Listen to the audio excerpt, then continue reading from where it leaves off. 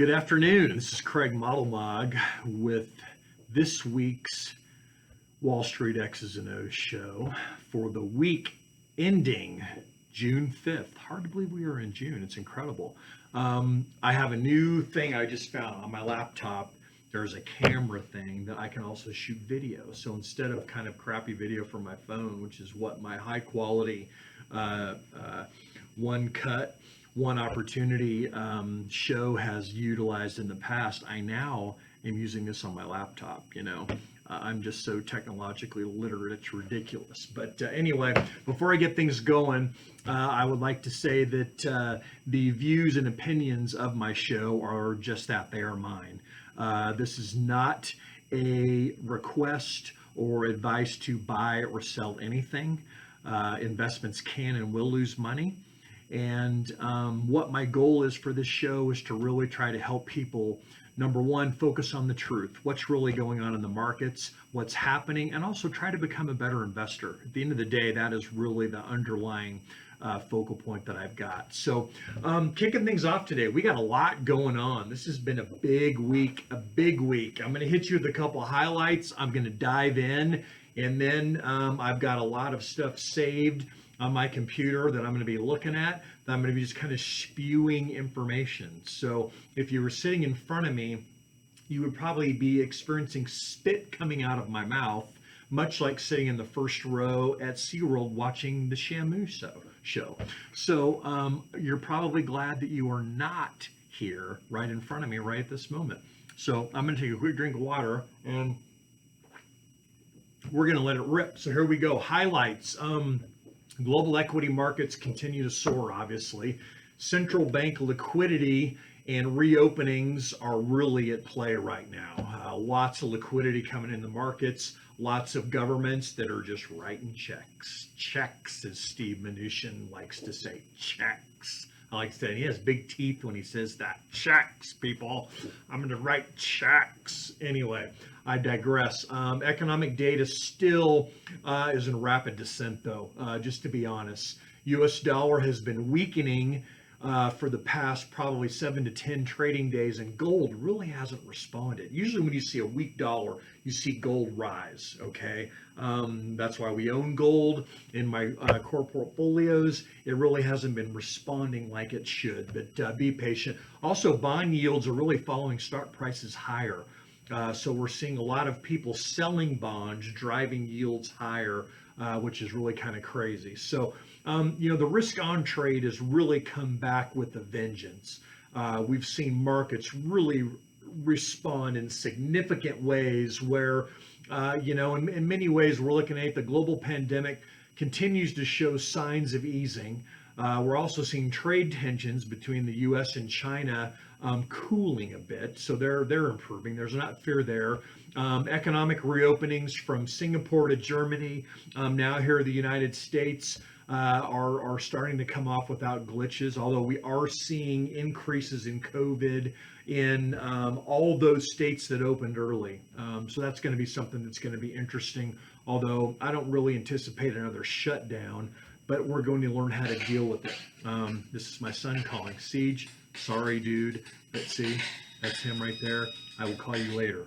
So anyway, it's all good. See, this is uncut and unedited. You got to love that. It's just kind of, let's grip it and rip it. That's how I used to play golf before I had back surgery. I would get up and just take a hack, and literally 1 out of 10 shots looked like I could play golf. I really couldn't, but 1 out of 10, you're like, damn, you can hit the ball. That was wrong. Anyway.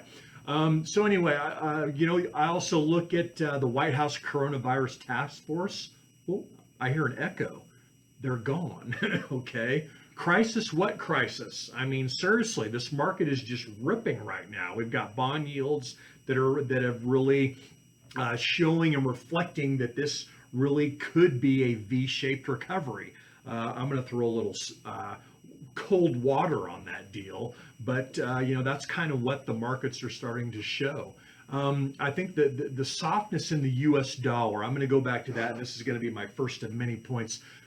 The dollar drives so many things. The dollar being the world reserve currency. When you have a weak dollar, other currencies are gaining some buoyancy where their dollar is worth more than our dollar is. So when our dollar is weakening, that props up things all over the world. Okay, you see commodities perk up, you see emerging markets perk up, you see the developed world perk up, and that's exactly what we've witnessed. So those are things that you can really make sense.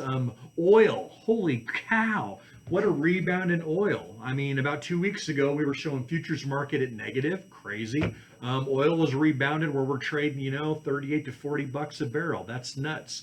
Gold's at around 1700 and change, which again, kind of disappointing relative to what's going on in the markets. But, the markets continue to rally even in the face of sustained weak economic data. And that's really, again, I want to focus on the facts. I am not Debbie Downer. I am not the Super Bowl. I am not the super bear. That's probably what I should have. Of course, I'm not a bull right now. Right now, I'm not bearish. I'm just not real thrilled. But I just see that things and conditions have really created some poor macro fundamentals, which is really what I want to emphasize today. Moving on here, if you look at headlines, this is crazy. Here's some headlines for the day. Economic strain persists even as business opens. Stadium debt strangles municipalities. Don't you love these?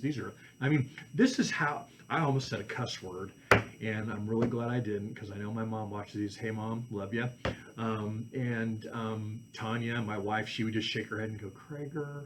Lizanne and CJ, my kids, would laugh and go, that's Dad. Anyway, mall owner Simon Property sues Gap over millions of unpaid rent. I'm going to stop on that for just a second here. Do you realize that nearly half of all commercial real estate rents were not paid in May? Okay, half. This isn't just 10% or 10 stinking companies. Half of all commercial retail rents were not paid in the month of May. Okay, companies like Starbucks saying financial devastation, unable to pay their full property rents. I've got a good friend that actually was up in Vail staying. Rob, what's up? And she was telling me that Starbucks has moved out of Vail because they can't afford the rent.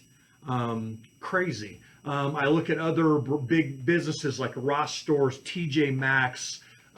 They're struggling. Okay. On to some other bad things. Curfew deals new businesses blows. I think we saw on, in all these major cities that people were trying to go out and preach what they were feeling when all they were doing is burning crap and destroying people's businesses. I thought it funny how you had that bakery in Cleveland and people were trying to break in and they come walking out with guns. Stop that deal. That was kind of funny. It's like, yeah, you come in here, I'm going to shoot your ass. I like that. You know what? When you're a business owner, you take pride. It's blood, sweat, and tears. You do it 24/7. Okay? All these punks out walking on the streets, you know what? They have no clue of the hard work and stress that's involved in owning and running your own business. So, I'm kind of I side with the guy in Cleveland. I hate to say that. I hope I don't offend anyone. And if I do, you know what? Go run your own damn business and then come talk to me. Anyway, the markets, I really feel are just ignoring the incremental bad news because right now momentum has regained control. Momentum is a driver in markets, both on the upside and on the downside, okay? We've seen the market just storm back, and when momentum is in control and you have the Fed that's saying we got blank checks, like Steve Mnuchin says, and they're going to continue to do whatever they need to do, right now that is propping things up and just added fuel to the fire. So it's kind of just one of those periods of time we're in. My take on this is that asset markets have become too far detached from fundamentals, okay? I always talk about the math. The numbers do not lie. The markets right now are ignoring the numbers. And I keep watching this fantasy show from the sidelines. It reminds me of a game. When I was in college, I used to play quarterback at Fort Hays State University. Fighting Tigers, baby. And I remember my redshirt freshman year that I was starting, and we were playing the Pittsburgh State Gorillas. Yes, Pittsburgh, Kansas, Pitt State Gorillas, perennial powerhouse. They ended up winning a national title that year. I can remember doing an interview on the radio, and they're like, "So, Craig, how do you think the Fighting Tigers are going to do this week?" I'm like, "You know what? If we get there and we play our game, I think we can win." And what's kind of funny is after the first quarter, you know what the score was? 7-7. We kick off, they run down in about 2 plays, score. We get the ball. I hit my boy Tyrone. We score. I'm like, we're in this, right? Wrong. Not happening. I feel like that's what we're watching here. When you start to add to how the fundamentals are really not being focused on, you start looking at other developments, okay? President Trump's approval ratings are sagging. You Trumpsters are not going to appreciate that. You may not believe me. They're sagging some. Biden right now in battleground states is winning. And again, I'm politically agnostic. I want what's good for America and for what really is good for the markets. I'm going to be selfish. Okay, it's what I do for a living. I want the markets to be good. I want the markets to be healthy. Okay, when you start looking at that, if you think back to pre-election 2016, you started to see the market slip right prior because everyone was thinking Hillary was going to win. Okay, and based on current economic fundamentals and practices and regulations and everything at that period of time, the market's like, well, Jesus, she wins. This is going to suck. Seriously. So the markets were really reflecting that was going to go down. So we saw a 5% slippage pre-election 2016. Go back and look if you don't believe me. Okay. In leading up to that, that's what happened. Funny thing was, on the way to victory, what we had a Trump victory. You had the Republicans sweep both House and the Senate. All people could think of was, wow, this is going to be big tax cuts. This is going to be good for corporate America, good for business. Guess what? It was. All right. Now, fast forward to now. If we have a change in the guard at this next election, meaning Trump loses, Republicans give up another, so we've got, instead of a GOP sweep, you've got Democratic sweep. All I can say is all the tax cuts, all that stuff, kiss it goodbye. They're history. They are history. Okay. I keep hearing the recession's over. Let's get to jobless claims, because jobless claims have peaked and for the most part have been trending lower in the last week. Let's really dial in on that here. Okay. Latest data. This was from today. We had 1.87 million jobless claims for the week. It was down from 2.1 a week prior, although consensus is 1.83. I really do believe that the big $6 million reported unemployment due to the lockdowns is most likely over. But you've got to remember, in a healthy environment, okay, unemployment's around 200,000. That is a natural attrition in a healthy economy. Okay, right now we're about 1.6 million away from that. Okay, we're not even close. In fact, we're more than that. Flip it around. We're about 2 million and change away from that. Okay, plus when you add continuing claims, this is what doesn't get focused on. We have 21.487 million people who are on continued claims, meaning they've been doing it week after week. Okay. That's not healthy. The consensus thinks that the recession is over. Looking at historical records in the worst points of prior recessions, you know what? We need to think about this. Recession of 73 through 75. Max unemployment report, 575,000. Max, okay? Recession of 81 and 82. Max unemployment, 695,000. Recession of 90-91, 509,000. The 2000 to 2001 recession, 517,000. Financial crisis, 665,000. So excuse me, but 1.8 million, which is triple the typical worst part of past recessions, is now supposed to give the economy the all clear signal. As my brother used to be, he's a college baseball coach, right? He owns Gojos. He would always have his signals on third base when he was coaching third base. This was wipe everything off. Christopher, that's for you. I'm wiping that off. That is just not happening. It's not over, people. I don't want you to get complacent, okay? What I really think is this could really end up as a very long and drawn out process, more than we're anticipating. Some other quick stats here. PPP, Paycheck Protection Program. It was a $660 billion program for small businesses. What did this do? This encouraged business owners to not let people go. I think that's actually worked. Okay. Here's the problem. That is ending this month and next. Okay. All those businesses that took this money are continuing to pay people because the only way it is forgivable, meaning they don't have to pay it back to the U.S. government, is they have to spend a certain amount on payroll, on rents, on utilities, things like that. Okay, they actually extended it longer because it was a 2.5-month deal. Now I think it goes through October. Here's my point. Businesses, as they're starting to reopen, from all the business owners that I talk to, I've got friends all over the country. Okay, as they reopen, they're not at full staff. Okay, I worry about another round of things happening from an unemployment, and it's not going to be worse. We're just going to see high elevated unemployment levels. Okay, that's what I'm anticipating. Airlines, they let go 50,000 people this last month, and that was on top of the 79,000 they let go in April. Also, railroads let go 2,000 people, extending their negative string, okay, back to February of 2019. These are cyclically sensitive sectors of the economy that usually show that things are good or not so good, okay? Also, as reopenings have come back, you start looking at productivity on the production side. Here's what you see. We had 1.2 million fewer truckers. And in May, there was 96,000 just for the month of May, okay? So are things coming back? Not so fast. Oil and gas sector got rid of another 10,000 people. The next one here, if you look at the housing market, we have a housing market boom this last month. Well, we had a little pent-up demand from 2 months of you can't go look at the stinking house before you buy it, although I did that in Lawrence, Kansas once. Here's the problem. For the year to date, we have 110,000 realtors that are no longer realtors. Last 2 months, we've shed 110,000 realtors. Again, perspective, okay? I'm not being negative, and I'm trying to preach negativity. You have to look at the facts. The facts drive your investment process, okay? Right now, I feel like I'm behind and I'm losing. Markets are screaming. Krager's pretty defensive. Guess what? You have to focus on the facts and the fundamentals. For those of you that are like, we need to rebalance, we need to get more aggressive, you know what? Wrong time to do it.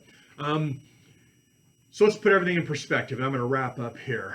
The rebound in employment that's occurred last month, basically it came early, 1 month early. I think they were thinking it was going to be another really bad month and we were going to start seeing some better days in June. It came a month early. Big deal. I am happy because that means there are people that aren't sitting on their couch anymore that are doing something. And I think that's really positive. But here's the deal. The most recent surveys for small businesses are quoting, okay, that already 25% of them have closed their doors. Do you hear that in the news? I have to dig for this crap because you have to focus on the truth. You got to do the work, people. You can't just expect it to drop in your damn lap. It doesn't work that way, okay? And for these business owners that are trying to get out there, I look at restaurants. Oh, wow, I can go back to my restaurant. Did you know that the average restaurant break even is 75 to 80% capacity? Right now, they can't operate past 50% capacity or 50 people, whichever is less. What's going to happen in the restaurant industry? I think I know. Putting today's shocker into some context, barely more than 10% of the 22 million jobs that were lost in April were recouped, okay? We're sitting at around 13.3 unemployment rate. That's exactly where we were in December of 1940. Not positive at all. Now onto the equity market. If the Dow could rally 455 points on the last payroll report a month ago, when an unemployment was at a record 20 million, today shouldn't come as a surprise where we see this massive rebound on the report that we saw, okay? Jay Powell had already kind of pledged to keep liquidity spigots going. He was going to keep them greased and keep them coming. So you know what? It is what it is. But again, I want to create some context, all right? So for the excitement level today, you know what? Here's the deal. Unemployment is still lower than it was in February of 2005, okay? So here's the thing. I don't want you to confuse the light at the end of the tunnel with the end of the tunnel itself. Okay? The light from the nearest star, and I'm looking at here because I had to look up this Alpha Centauri, and I'm not a star person, but I just thought this was interesting. May appear brighter in the brightest, but you know what? It's also 4.3 light years away, which is roughly 25 trillion miles away. So don't confuse the light at the end of the tunnel as the end of the tunnel. Okay? And I think Winston Churchill may have summed it up the best. Is this the beginning of the end, or is it the end of the beginning?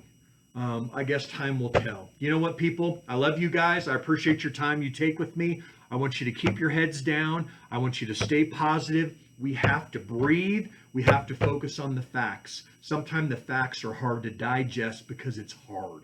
Okay? But you know what? You're not rewarded in investing with it being easy. You're rewarded for going through the hard and not making bad decisions. FOMO is ruling the day. Fear of missing out. People are flooding in thinking, I am missing something. You know what? I really don't think we are. So anyway, it's been fun. I love you guys. Again, this is Craig Modelmog for Wall Street X's and O's on June 5th in 2020. And this is Craig Modelmog. And it's been a lot of fun, as it always is. And I am out.